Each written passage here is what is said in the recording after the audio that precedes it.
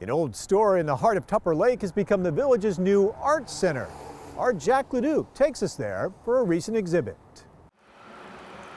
A kaleidoscope of color greets the eye outside and inside the Tupper Art Center on 106 Park Street in Tupper Lake. The town has a long history of lumbering.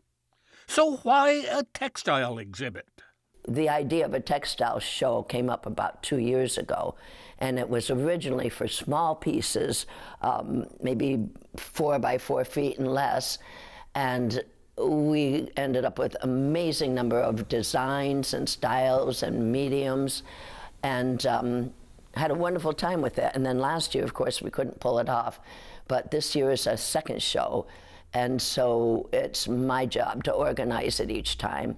Different people on the board organize different shows.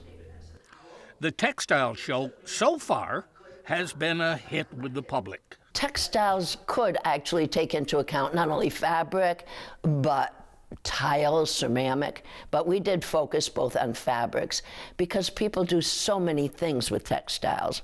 We have everything from crocheted and knitted items to silk screen, to hand-dyed fabrics with botanical prints where leaves are wrapped tightly and then steamed in chemicals so that they leave permanent imprints. Fabric is fascinating. There's so much you can do with it.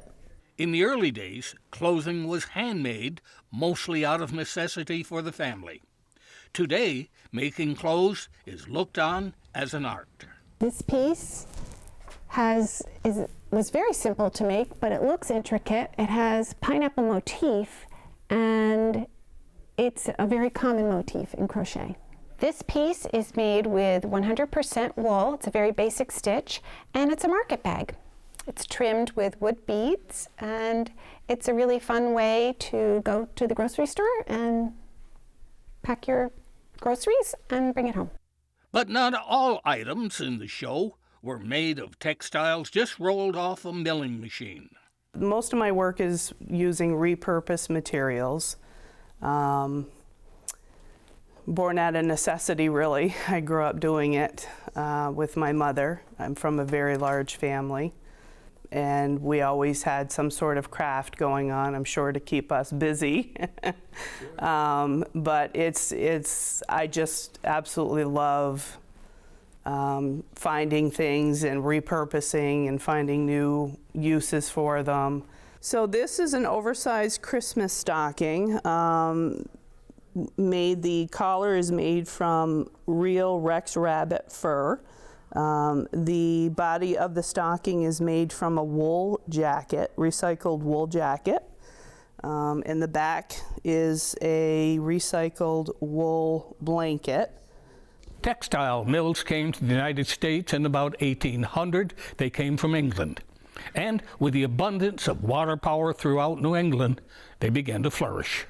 Inside the art center, you'll find antique quilts hanging on racks with 4,500 individual tumbling blocks of cloth meticulously sewn into the pattern.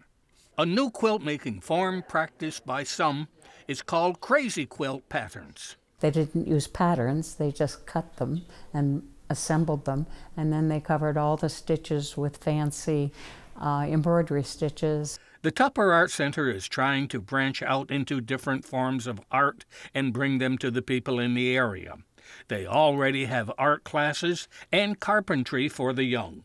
In the future, we constantly apply for grants. We are purchasing this building, and we are becoming party to a $10 million grant that might allow us to buy the theater next door and include live performances as part of the arts that we make available, and still run it as a movie theater, because that's all part of the arts too.